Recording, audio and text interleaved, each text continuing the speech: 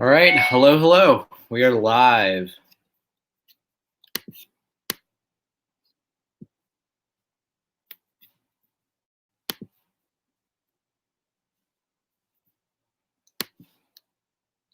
We will get started in just about 2 minutes. I'm just gonna let some people come in and then we'll start talking.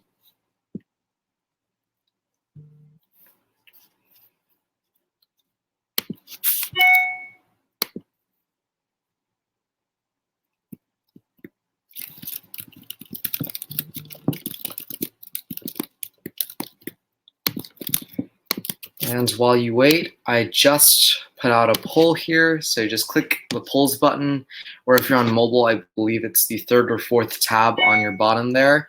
And just go ahead and tell me if you are an AP Lang student or if not, and you're just here to learn about current events.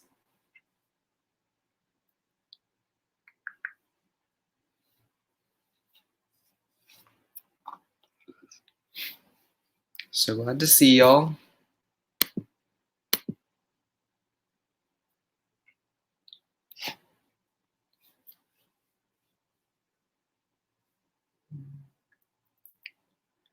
Okay, I don't want to wait too long because otherwise we'll just be wasting time just sitting here. So let's get started. So first, I want to talk about Fiveable really quickly. Please go follow their social media, Twitter, Instagram, and YouTube channel. They produce really funny content, but they also tell you about when streams are. So if you're in a bunch of AP courses like I am, for instance, one day I'll be listening to an AP Bio stream, the next day I'll be in an AP English Literature stream. So it really adapts to all the different AP courses you're taking. And you should definitely go follow their social media consequently. So in today's live stream, I'm going to first talk about why current events matter in the scope of AP English language. Then I will get into each individual live stream, each individual current event. So that includes Brexit, e-cigarettes, the Yemen conflict, the MeToo movement, gun control, and climate change. And while we're doing that, I'll be including some application and some quick quizzes. So what that means is not only am I just going to be talking to you about current events, my goal in this stream is to make it as interactive as possible, which means I'm not just going to be doing the talking. I'll have you answer some questions. I'll help you type out some theses, things like that. All right. So coming soon, we have a few things. First is practice multiple choice with Catherine Howard. That's going to be 3 days from now at 8 p.m. Eastern. The day after that at the same exact time, Justin Azario is going to be talking about reading with an analytical mind. So that has a little bit more to do with like your classic multiple choice reading, or even if you're reading a rhetorical analysis passage. And finally, Ashley Johnston will be presenting at 8 p.m. Eastern on October 1st, Synthesis, What is it? So just giving you an introduction to the first free response question on the AP exam. Pretty important stuff, and all three of these streams are going to be excellent. Because our AP Lang stream is diverse, we have over 4 streamers, I believe. I think 3 teachers and 3 students. Sorry, that's 6. That's why I'm in AP Lang, not calculus. But because we have a pretty large team, you have a bunch of perspectives between all the different students and teachers. So you're definitely going to learn a lot about AP Lang from a bunch of diverse perspectives. So why do current events matter in AP Lang? That's a fantastic question. The answer is that you can use it in a bunch of different ways. The first is through the argument essay. You can use like a bunch of current events in your support paragraphs for instance, for your body paragraphs. You could even use it as your sophistication point, which is contextualization or rebuttal and concession.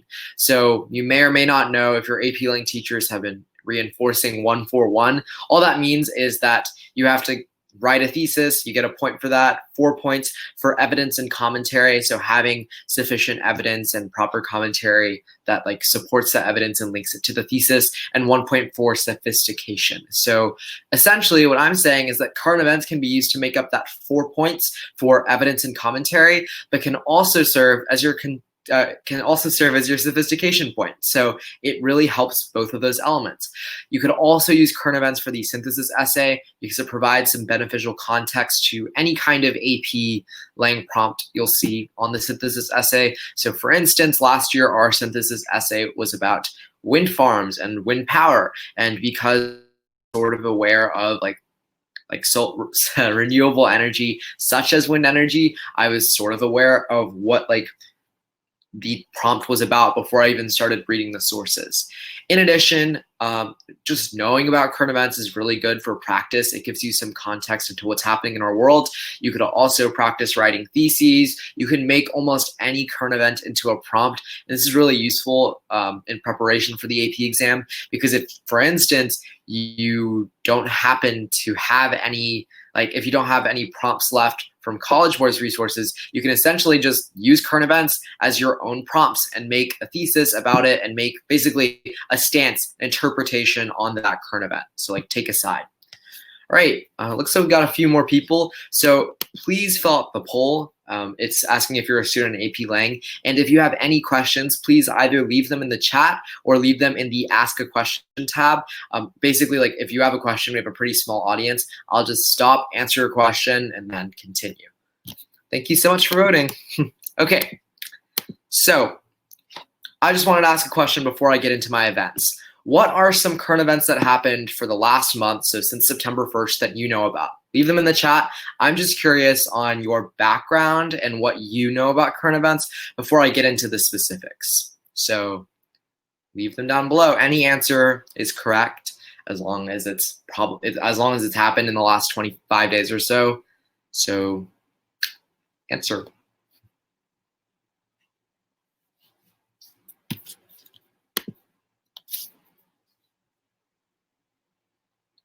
We'll wait about a minute and then we'll move on to our first current event.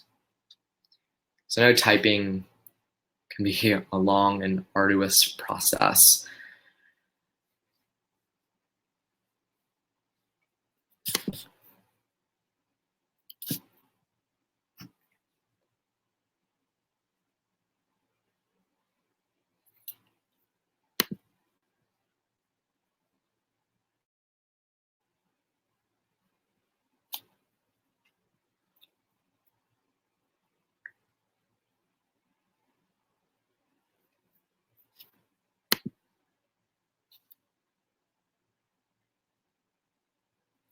Okay, so I can give some examples of current events while I wait. Some instances that I'd happen off the top of my head. Yep, Greta Thunberg on climate change. Great answer, Jasmine. Also, yeah, impeachment hearings on President Trump. That happened literally a few days ago, or literally yesterday we had hearings in the House of Representatives. It's a good answer. Thanks for participating. I appreciate it. So yeah, those are some pretty great places to start off on. I actually didn't include impeachment of President Trump in this stream because basically hearings are going to happen for the next month or so because the House has to hold hearings with all the different people involved with the whistleblower complaint. I'll go more into depth in the October stream, but just for context, I do these current event streams about every single month because what happens with AP Lang is that at the end of the year in May, I'm basically going to do a really long, not long, but a summarized, abridged, what happened this year in current events stream. And so every month you'll learn about the detailed specifics of all of the month's current events. But at the end of the year, I'll just go over some of the most important, and Trump's impeachment is probably going to end up there. But because it's still developing, it's not in this one. But that's a great answer. So let's start off with Brexit. That has been big in the news because Boris Johnson was not elected the prime minister by the people, but rather was elected by his party, the Conservative Party. So in about early September, we saw that Theresa May resigned. And as a result, we saw that Boris Johnson was now the prime minister of the United Kingdom. So he essentially tried to he ran on the promise of delivering Brexit, or Britain's exit for the European Union. And for context, what happened in 2016 was that we saw the British people vote to leave the European Union. And unfortunately, there has been some conflict because of one key issue in Northern Ireland, which is what's called the border, whether or not we should have a hard border or the status quo in Ireland. Essentially, right now, between Northern Ireland and the Republic of Ireland, we see that there is free flow of people and goods.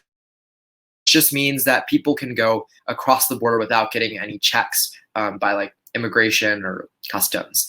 So the issue with Britain leaving the European Union is that Ireland is a member of the EU, whereas the UK is not. And that would mean that if the UK were to leave the EU, there would probably have to be a border installed at the border between Northern Ireland and Ireland. And that's problematic because the Irish people had a long civil war, and the IRA, the Irish Republican Army, they literally were trying to get Northern Ireland and the Republic of Ireland united. So as a result, we've seen that people have been trying to both maintain Britain's sovereignty, but also make sure that Northern Ireland and Ireland are still there's still an open border there. And as a result, this was the deal that Theresa May, the former prime minister before Boris Johnson, negotiated. But after her deal didn't work out, we saw that Boris Johnson tried a new strategy where he was basically going to say, we're not going to make a deal with the European Union. We're going to leave the European Union on October 31st, which was the extended deadline that the EU gave Britain. And that's problematic because economists have predicted that no one is going to know what's going to happen on October 31st.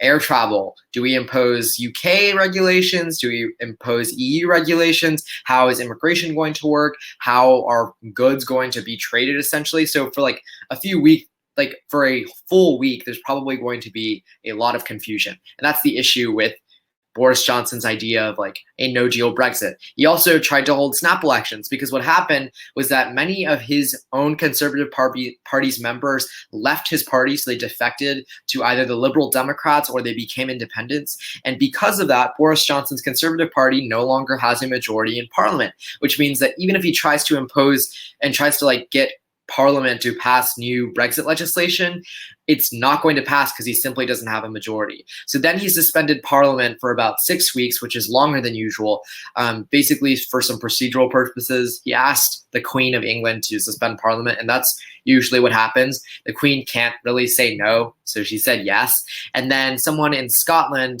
one of the Scottish members of Parliament actually filed a lawsuit, and because of that, we now see that that they ruled that Boris Johnson's suspension of Parliament was illegal. And then Boris Johnson appealed it to the United Kingdom Supreme Court, and he ruled that suspension was unlawful. So now, today, or technically yesterday in UK time, instead of Parliament being suspended until about mid-October, we now see that Parliament is going to be open and holding hearings and stuff all the way until October 31st.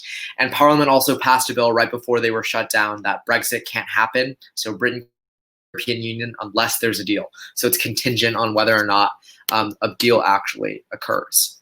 Okay, so what's the application of Brexit? You might be saying, oh, I'm in the United States or I'm in Canada, and Britain's exit from the European Union doesn't affect me. But it actually does, because it's an issue of mob mentality and a vague vote. So what happened was that technically Brexit passed with a 52-48 vote, but all the two options were just leave the European Union and stay in the European Union. And many people on the side of leave and remain have actually argued that they would rather that they wanted to switch their votes. And there's really been a campaign of misinformation by the leave side, because they said, oh, Britain's exit from the European Union is going to secure our borders, it's going to increase trade, it's going to maintain our sovereignty, but those practices haven't really materialized. So I actually have two examples here of theses that you could use potentially when you're for instance, I can model an example of what you would do. So if you found a current event that interested you, you could turn it into essentially a prompt. Write an essay that argues your position on whether voting should be compulsory, or write an essay that argues your position on whether direct democracy is an effective form of government. So these are both two prompts that are sort of related to Brexit. The first one, you could essentially argue that voting shouldn't be compulsory because people will be misinformed, or people will not have, people won't actually do research and they're just going to vote willy-nilly. The second thesis, write an essay that argues your position on whether direct democracy is an effective form of government. That kind of talks about how votes on certain issues and votes on decisions by the people and by the entire population can be negative. So these are two examples of prompts. If you want to, I can see that I think all of you who voted in the were students in AP Lang. So if you want, you can pick one of these two prompts and actually write a thesis in the chat, and I can look at it, we can talk about it, and that'd be pretty cool. So pick one of the two prompts and write a thesis. We'll wait about a minute and then we'll move on to the next slide, but I know if it takes a while to type, we'll just review it while I go over the second, like before I go over the next current event.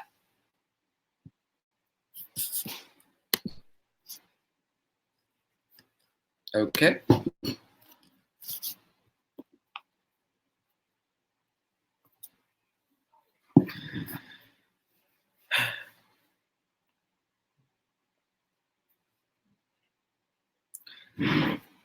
Okay, actually, we'll start on the next current event. I just don't want you all to like be here for an hour and 15 minutes. I don't want to keep doing really long pauses. So we'll start talking about e-cigarettes. It's the second current event. So we've seen that there's about 193 cases of severe lung disease in people who have used e-cigarettes and vapes. So far we've seen that in 22 states there have been cases of this lung disease, and there's actually the first recorded death in Illinois.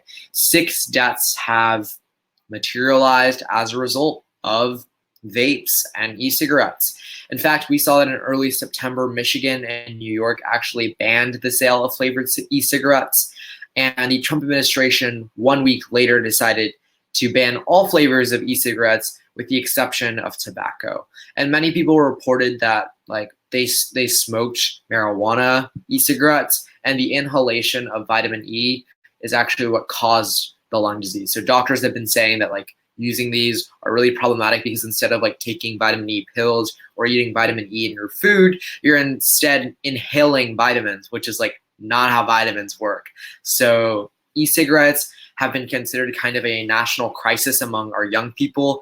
For instance, even in my school, like if you go into most bathrooms during most times of the day, you will see people probably using their Juuls or their e-cigarettes. And like I've even seen like students charge their Juuls, which are like, they look like USBs. Like, I've seen people charge their vapes and Juuls on their laptops at school in front of teachers. So it kind of shows that like Juuling and vaping has kind of been normalized because it seems less severe than cigarettes, and because it just seems like, quote, the cool thing to do. So I guess like those programs that we did in elementary school about drugs and DARE and stuff probably weren't so effective given what we've seen among like young people in the status quo. So what's the application of e-cigarettes? So it's an issue of the government in charge of maintaining public health. Because here's the thing, a lot of people who actually use cigarettes switch to e-cigarettes because they have less nicotine. But we've seen that there are kids who are like who never were taking cigarettes, who are just starting on e-cigarettes and vapes, and that's how they're developing their nicotine addiction. So it's also an issue of it's an issue of personal rights and safety. So whether we should be like prioritizing individuals who are using Juuls and e-cigarettes because like they believe it's like beneficial for them to stop their addiction, or like young people who are finding these vapes cool and smoking. So an example of a prompt is write an essay that states your position on whether the government should restrict people's rights in exchange for the people's well-being. So what that means is whether like there is a trade-off between your rights and whether like we should be protecting health. So like that's an example thesis where you could say the government should restrict people's rights in exchange for the people's well-being, or they should not restrict people's rights in exchange for well-being, things like that. Also, evidence and commentary. Let's say you had an essay that was like, write an essay that states your position on the effect of lobbying in our society today. Lobbying is like oftentimes you'll see argument essays about certain issues. For instance, I think 2 years ago, the argument essay was about eminent domain, which is the government seizing private property. So this is an example of evidence and commentary, because e-cigarettes, that might have actually been a synthesis prompt. But like, for instance, like lobbying is like when companies or certain like groups go to Congress and ask like senators or representatives, hey, I'll pay you this much money as long as you vote for or against this bill, or you bring up this that would help our industry. So we've seen that like e-cigarettes have kind of been banned, whereas cigarettes like Marlboro and those like big cigarette companies are still being sold in Walgreens, some like pharmacies even, which is like kind of contradictory because you're a pharmacy that's protecting health but also sell cigarettes. I've always found that ironic, but like you'll see like lobbying exists in our society today, and like the Trump administration got lobbied to end like the like selling of flavored e-cigarettes and vapes. So it just shows the effect of lobbying. All right. And the next conflict is foreign policy, Yemen conflict. So we saw that the United Nations recently report that the US, UK, and France were complicit with war crimes in Yemen. So what's happening in Yemen right now is that there's a proxy war. And what that means is like these two sides aren't fighting. Like Saudi Arabia and Iran aren't directly fighting against each other, but they're supporting two individual like groups that are fighting each other. It's just like how the US supported South Korea and the Soviet Union supported North Korea. And although the US and Soviet Union never fought like directly against each other in like a US-Soviet Union war, they were essentially trying to support, like prop up their allies to defeat the other team's allies. So we've seen that the United States and Western European powers have been supporting Saudi Arabia, who is really like supporting the Yemeni government, whereas Iran has been helping the Houthi rebels who are trying to essentially like start the civil war and overthrow the current Yemeni government. It's also pretty important to know that like Yemen is the world's worst humanitarian crisis in the status quo. We've seen that Saudi Arabia has killed civilians, they've denied food as a war tactic, whereas Iran has shelled populated areas and used child soldiers. So that's been really problematic. Saudi Arabia's largest oil processing plant also very recently was attacked by Iran and the Houthi rebels. And like there's kind of international like confusion. So like, for instance, the Houthis claim responsibility, like this small group in Yemen claim responsibility for attacking Saudi Arabia's largest oil processing plant. But then the United States found like evidence that shows that Saudi Arabia, that Iran and Iranian weapons were actually at fault. So we've seen that there's been a lot of backlash against specifically America for supporting Saudi Arabia, which has been known for committing human rights violations. And in this, like in Yemen, they're like killing civilians and like stopping food from reaching people in order to like get the Houthis to negotiate. So that just shows like the scope of the conflict. In addition, if you look at like Senate records, like we've seen that there have been almost like four Senate bills to try and stop the United States from giving aid to giving aid to Saudi Arabia. But every single time the president has either vetoed it, or we've seen that it did not reach that full, like it didn't reach 51 and like it was never approved in the end. So unfortunately, the United States will probably continue to support Saudi Arabia in this effort in Yemen. This war doesn't look like it's coming to an very soon. So what's the application? It's really an issue of democracies supporting dictatorships, like morals and values. Many people say that America should be global policemen, but we've seen that President Trump has kind of adopted this America first idea, which seems kind of contradictory in this instance because like we're not prioritizing America and Yemen, we're prioritizing Saudi Arabia and their oil. In addition, we've seen that it talks about proxy wars and conflict. I think it's also a matter of like the wealthiest countries, whether or not they should be like people like serving as global policemen. That's why I came up with this thesis. Write an essay that states your position on whether the most privileged in society have social responsibility. So like an evidence and commentary that you could use for that prompt is, the United States does have a responsibility in foreign policy to protect human rights, or that they should be protecting like important oil reserves, because as you know, oil powers a lot of our society, including our cars, like almost all the energy that you'll use in your house, unless you live in a very, very renewable energy place, in a place that relies on renewable energy. Otherwise, like most of your energy is going to come from oil. So that just shows like when I talk about privilege in that prompt, it's not just people, it's also corporations, it's also like countries too, who are extremely wealthy, who have a lot of power, and like if they were to say something, people would probably follow with them. Okay, so I just wanted to make sure that all of you were still here. So now we're going to do a quiz. All right, so which country is supposed to leave the European Union on October 31st? Please leave your answer in the chat, and I'll wait about a minute or so, or like probably 45 seconds before I move on to the next question. So please type it out.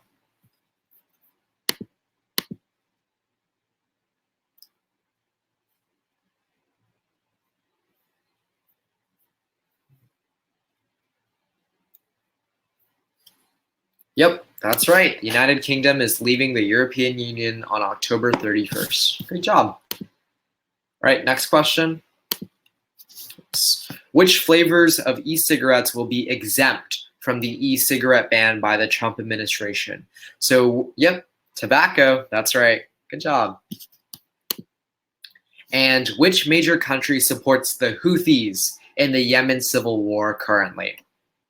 Yeah, Iran. Good job, Christina and Jasmine. Really proud of y'all. You did a very good job with this quiz. So yeah, just making sure you're paying attention. All right, now let's go on to the MeToo movement. So we've seen that within the past 2 years or so, the MeToo movement has kind of grown. It's about women telling their stories of sexual assault by really rich and powerful men, including people like Harvey Weinstein, who is a Hollywood producer, Jeffrey Epstein. And if you were in my last stream from June to August, we talked about how Jeffrey Epstein got caught for being in a sexual trafficking ring and essentially abusing young women and like paying them off to keep them quiet. That's another example. And in fact, we saw a recent study release that found that the first sexual experience for 1 in 16 women was forced or coerced. And we saw that overall, 3 million women nationwide experienced sexual assault as their first sexual encounter. The average victim age was about 15 and the average assailant age was about 27. And this study was actually conducted before the Me Too movement even took off from 2011 to 2017. And it just shows that in our society, like to some extent, we still see like, even though like there are like certain allegations of like false rape allegations, we still see that many women continue to experience sexual assault. And we've even see like this, like the law, like the court, the highest court in our society in the United States, the Supreme Court. We saw Justice Brett Kavanaugh got accused of sexual assault by Deborah Ramirez, and we've seen that there's like been recent updates about how like essentially the FBI did not investigate certain allegations against Brett Kavanaugh for like pulling down his pants at a party and trying to like literally like harass women at that college party allegedly. But that's like an example of the Me Too movement still affecting many powerful men and women coming out with their stories in the status quo. So what's the application of the Me Too movement, you might be asking, because it's very specific. We've seen that there are still inequalities remaining in our society today, which is pretty problematic, that like gender inequality still exists, racial inequality still exists, inequality is still a problem. We've seen that like taboo topics also exist in our society. Like people don't talk about sexual assault as much. So an example of a prompt that you could use the Me Too movement for is write an essay where you state your position on whether everyone has the same access to opportunities. So I'm just going to actually have you practice for this one. We'll just practice writing maybe 1 or 2 theses this time. So in the chat, just write a thesis on that specific prompt. Write an essay where you state your position on whether everyone has the same access to opportunities. Let's practice.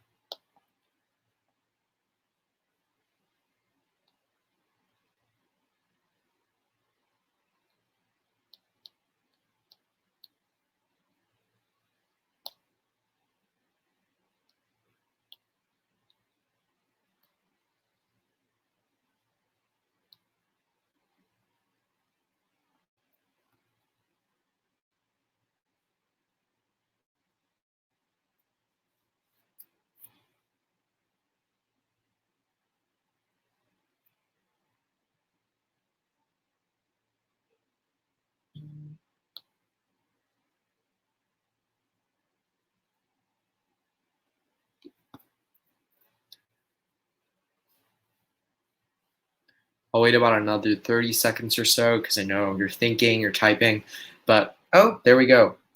Ideally, everyone would have access to the same opportunities. However, in a capitalistic patriarchy, it is shown time and time again to be untrue. That's a really good thesis. I think it gives nuance. I think that's like almost nearing a sophistication point.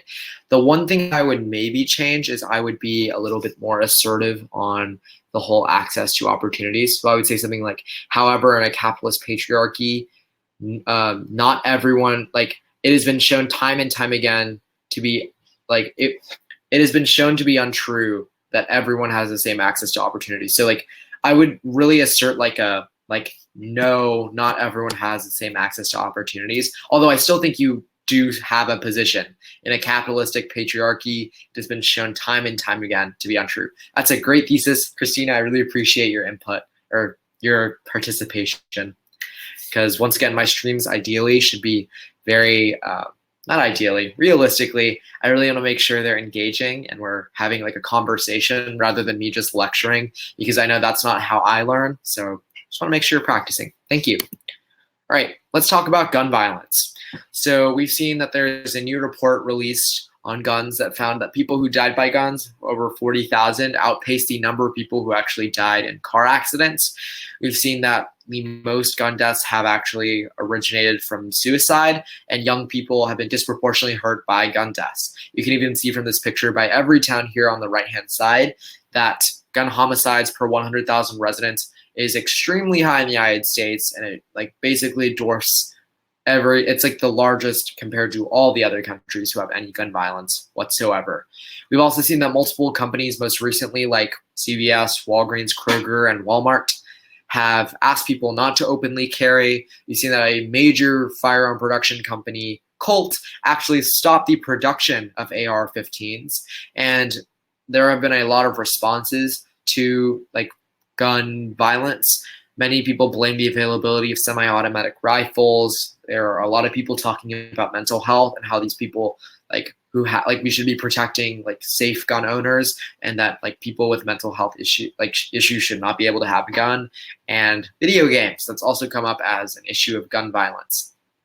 So a few solutions have been proposed to resolve gun violence. We've seen universal background checks been proposed. Even the Republican Lieutenant Governor of Texas, where I'm from, actually declared that he wanted to pursue background checks between stranger to strangers. So stranger to stranger purchases is where like you don't know who you're selling your gun to. And Lieutenant Governor Dan Patrick actually said that he wanted to pursue background checks against the wishes of the NRA or the National Rifle Association.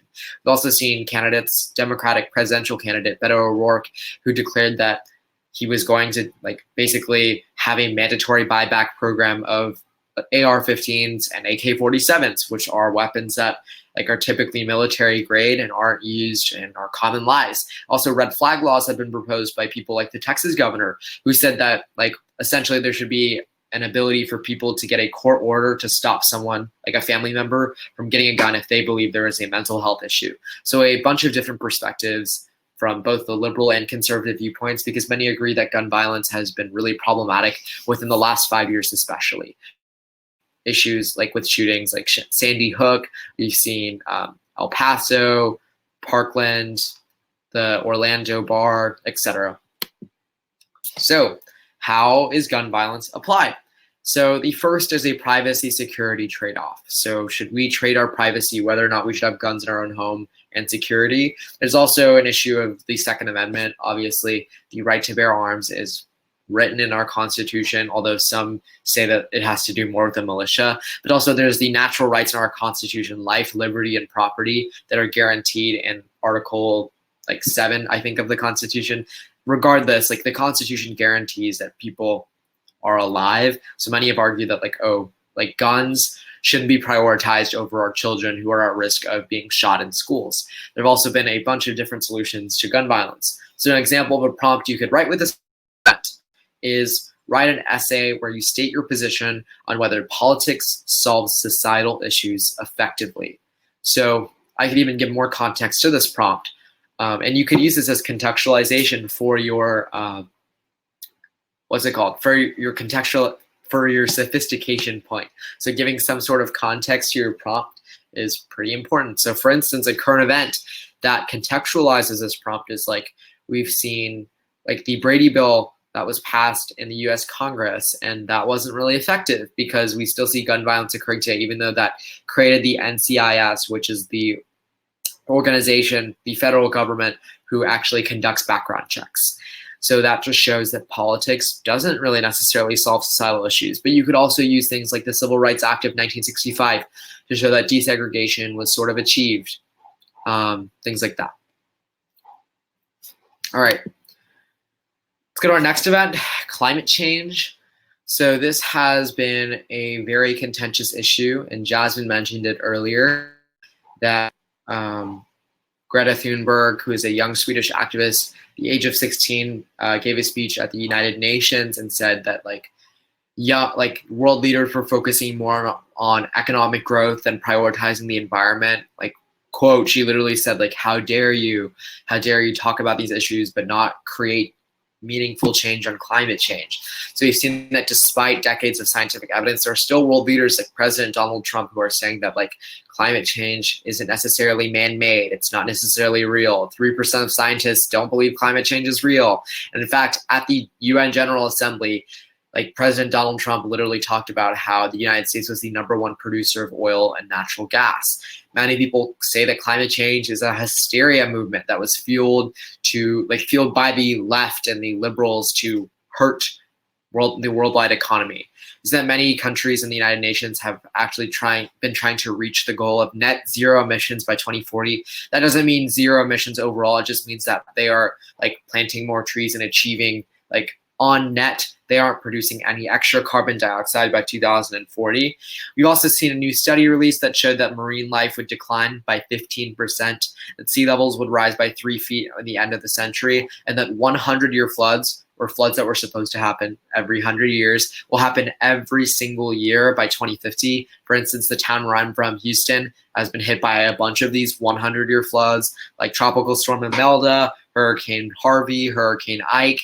Like these are all examples. In Florida, especially, we've seen them hit by Hurricane Michael and like a bunch of other hurricanes that like have really hurt the Floridian people. And those are all examples and effects of what climate change has done to our environment. So, what's the application of climate change? We've seen that there's an issue like an ignorance of scientific evidence, but I think the bigger issue is like the trade-off between the economy and the environment, which shows that some people say, oh, we should be prioritizing economic growth before we like look towards the environment, because if our economy is crashing and we're in a recession, we can't do anything about the environment because no one has a job. And some people talk about like the environment should be prioritized because there might not be an economy in like 50 years if we like don't preserve our environment. Like if the town of New Orleans is completely flooded through because sea levels rose by 2 feet, then unfortunately it doesn't matter that we have economic growth because it's going to crash regardless. So an example of a prompt is write an essay in which you state your position on whether enough is being done to combat global warming and climate change. So this time around, I actually want you to write an evidence and commentary point. So if you could write in the chat, like maybe write a body point, like enough isn't being done to combat global warming and climate change because of this reason. So just like say like, for instance, like enough isn't being done to combat global warming because we still see policies to like, for instance, like the Trump administration's efforts to deregulate and like allow for like pollutants near river water. And then you give some commentary. This shows that enough isn't being done because like global warming is still like going to be increased in the United States, something like that. So if you could for me for the next like 2 minutes or so, I'll let you write that evidence and commentary point. You should really only have like 3 sentences. This isn't like a real paragraph because those would have like 2-3 examples in every body point. So just like give me a body sentence, a topic sentence, give me an evidence, and then give me a commentary, and then we'll go through it and see how that is.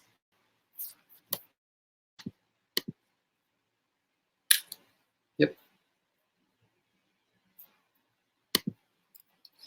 So if you are new here, if you just joined, we're actually practicing doing an evidence and commentary point. So I have a prompt right up there. Write an essay in which you state your position on whether enough is being done to combat global warming and climate change. What I'm asking the audience to do right now, all of y'all, is to write an evidence and commentary like mini paragraph, just 3 sentences. The first sentence is a topic paragraph, is a topic sentence or a body sentence that just like is an example, like an assertion, like a claim. Enough is being done to combat global warming and climate change, or enough isn't being done through politics. Your second sentence is evidence, and your third sentence is commentary. So if you could do that for me, leave that in the chat. We'll read through some of them, and then we'll wrap it up in a few minutes.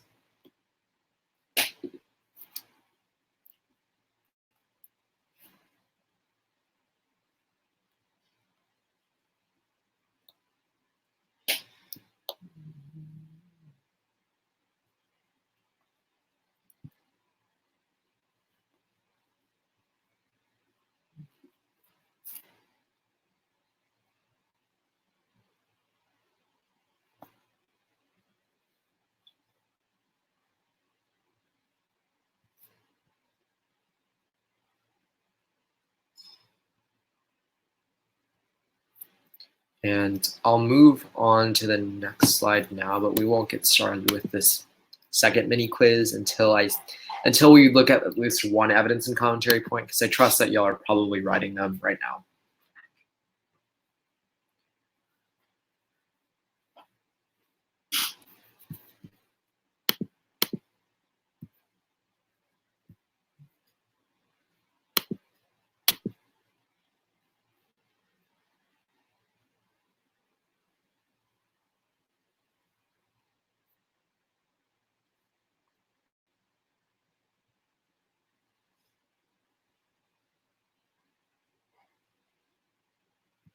And I'm so sorry if you're typing this on mobile, because it's just going to be one really long line, but it's okay. It doesn't have to be perfect, obviously, because I'm having you write it in like 3 minutes rather than the 45 minutes that you're allocated on the actual AP exam. So works with you. And also, if you're watching this on a replay, you can just practice on your own sheet of paper, and yeah.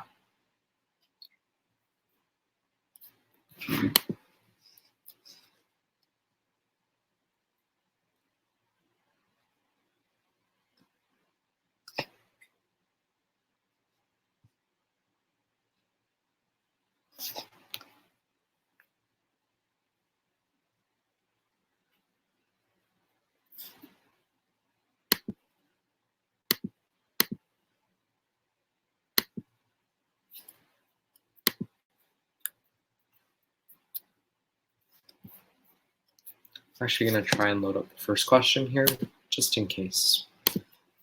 Okay. I think there are answer choices. Yep. Okay.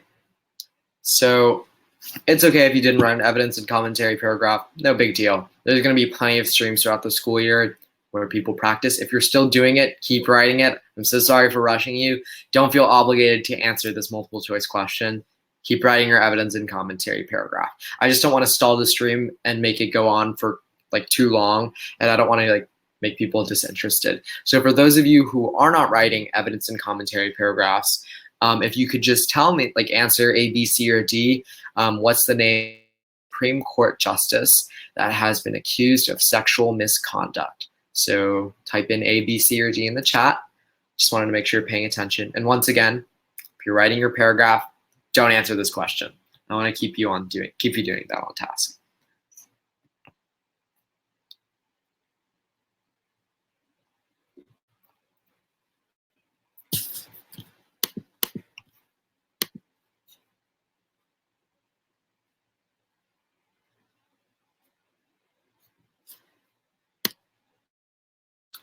Yep, that's the correct answer. It's Brett Kavanaugh. That is the name of the Supreme Court justice who was accused of sexual misconduct. Okay, next. What head of state referred to their country as the #1 producer of oil and natural gas anywhere in the world, between Saudi Arabia, Brazil, the UAE, and the United States?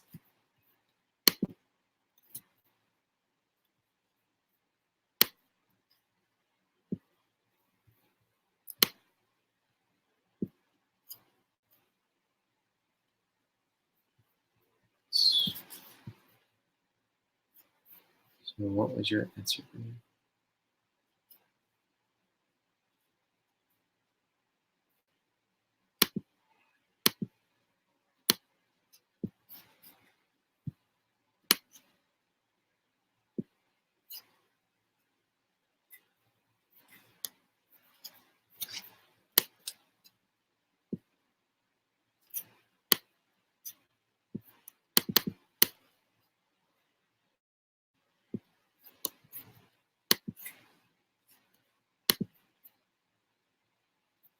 So, the number one producer of oil and natural gas anywhere in the world, this is related to climate change. The answer is D, the United States, because President Donald Trump declared that America first and isolationist policies have worked, at least for America. All right. So, which of the following ways can you not use current events in AP Lang? So, answer choice A is support for the argument essay. B is context for your synthesis essay. C is quotes and rhetorical analysis. And D is sophistication point, or the rebuttal or counter argument. So let me know in the chat, which of the following ways can you not use current events in AP Lang?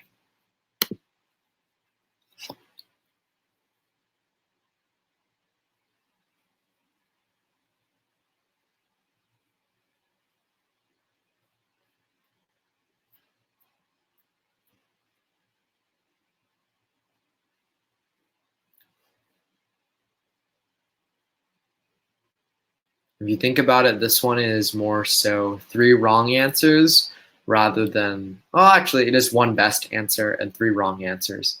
That's the way I would think about it. So which of the following ways can you not use current events in AP Lang?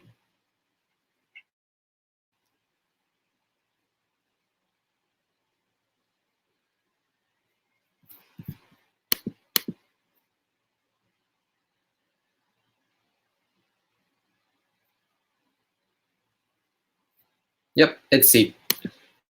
You use current events on the rhetorical analysis.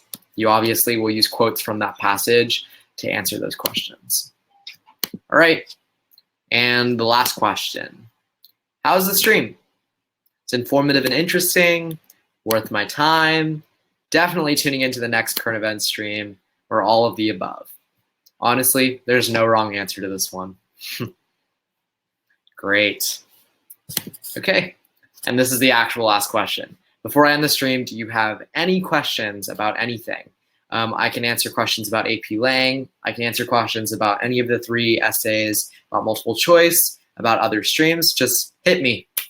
And then otherwise we'll end the stream. Oh, thank you. Megan, I appreciate you writing this evidence and commentary. We'll look at this first. There isn't enough being done to combat global warming and climate change through many people's lack of environmental consciousness. Numerous scientific evidence has proved how severe and rapid the onset of global warming is affecting Earth.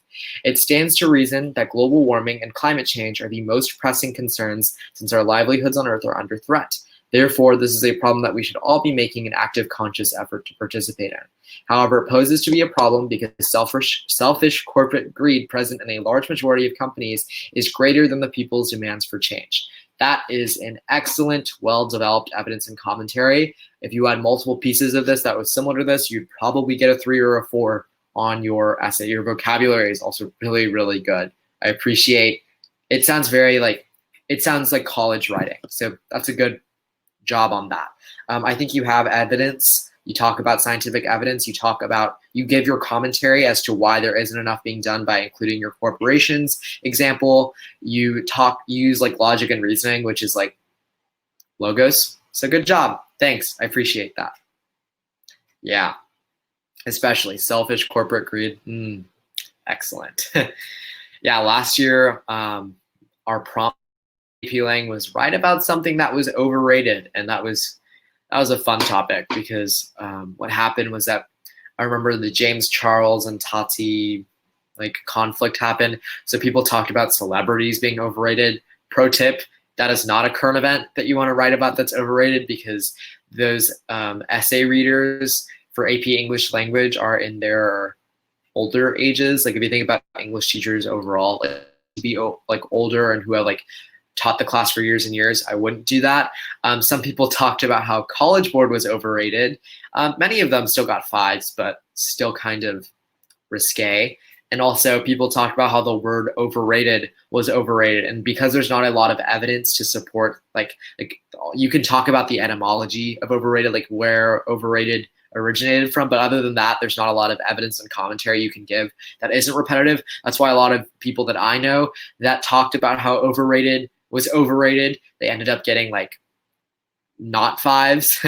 So that was a really, really good paragraph. Okay, would you recommend completely avoiding topics like James Charles or just acknowledging that the audience needs more context? Okay, I think the thing you shouldn't do is use issues like James Charles as the entire focus of your essay. I think people included it as contextualization, they use it as evidence, celebrities as a whole as the focus of the essay, and that's not really that great. I wouldn't talk about celebrities for the entire essay. I think you can use it as one example. If the prompt was about I don't even know, the audience, cancel culture, even or people reacting too aggressive, people immediately taking a side rather than looking at both sides, with being subjective before being objective. I think that is an example where the audience needs more context and needs to look at both sides before jumping on someone. So I think, yeah, it could be used as support. I don't think it's the strongest support. And when you, most AP Lang teachers will talk about the argument essay in about February. Usually it's rhetorical analysis and then synthesis, or no, rhetorical analysis, then argument, then synthesis. So I take that back. It will probably be the end of first semester and early second semester when they talk about the AP Lang argument essay. And usually they'll tell you that pop culture and celebrities is the topic that you want to avoid, because sometimes it's not as strong as you think it is. People talk, I remember my AP Lang teacher told me that someone cited Keeping Up with the Kardashians as an example of family issues, and it's just not that compared to history, compared to current events, compared to things that you observed in your own life, those three are typically stronger than things that happen in pop culture, because they're just they're more logically flowed, I guess. But that's a great question. Thanks for asking. If anyone else has any questions, please let me know in the chat, and I'll answer for the next 2 minutes or so, and then we'll end the stream right there.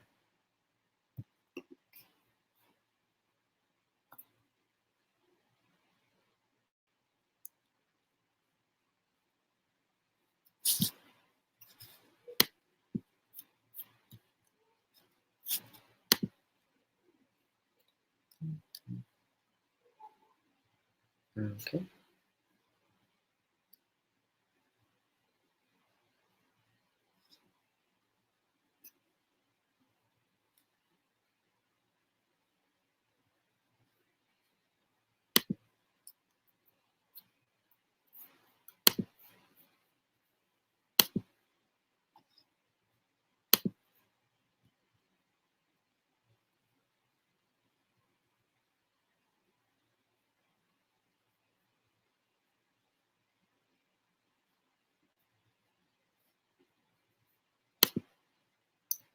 All right, if there are no questions, I think we'll wrap it up here. Thank you so much for participating. I really appreciate the evidence and commentary paragraphs, the theses, the answers to my multiple choice questions. If you have any feedback at all, please let me know. And thanks for tuning in. I'll have another stream at the end of October about current events. We'll probably have a larger audience size by then, but between now and then, I'll be hosting some streams, and also all the other streamers, teachers, students like Kevin Steinhauser, Ashley Johnston, Justin Nazario, Catherine Howard, Stephanie Kirk. All of these streamers are fantastic. They have some different perspectives from me, at least, because I know they They had different AP Lang teachers, different AP Lang curriculum, but please tune into all of our streams because like when you can, you should definitely listen in. Also, if you haven't already, I would totally recommend you getting a Fiveable Plus account. You can go to fiveable.me/plus to access it. It talks about the benefits, but just to summarize, honestly, AP English Language is the best subject that you don't need to get a prep book for. And in fact, I would encourage you instead to get something like Fiveable Plus rather than a prep book, because honestly, we will be doing live reviews, we'll be doing live essay grading, we'll have people submit stuff, like just like Christina, Megan, and like all of y'all who like wrote theses and evidence and commentary. We'll be doing that kind of stuff and that kind of practice. And honestly, I think that's more meaningful than reading through a prep book, because like we'll have practice multiple choice, live multiple choice review that's happening in the next few days and throughout the school year. So Fiveable Plus allows you to access replays, and about 2 weeks before the exam, we restrict our streams to Fiveable Plus members only. So we'll have cram streams nearly like almost every day or every other day or multiple times a week at least, and those will be extremely informative. So I encourage you to get Fiveable Plus. It's just $5 a month up until AP week. That's like in May, right? It's like, what, 8 to 9 months, 9 times 5 is 45. You're getting pretty much the value of a prep book, but multiple streams that you can tune into anytime, because if you aren't a Fiveable Plus member, you can't access these replays. If you are a Plus member, you can watch all these streams back to back. You can pause, you can essentially like watch the streams even if you weren't able to tune in. But that's all it for me. Thank you so much, everyone. And I hope you come to some of our other AP Lang streams. Have a good day.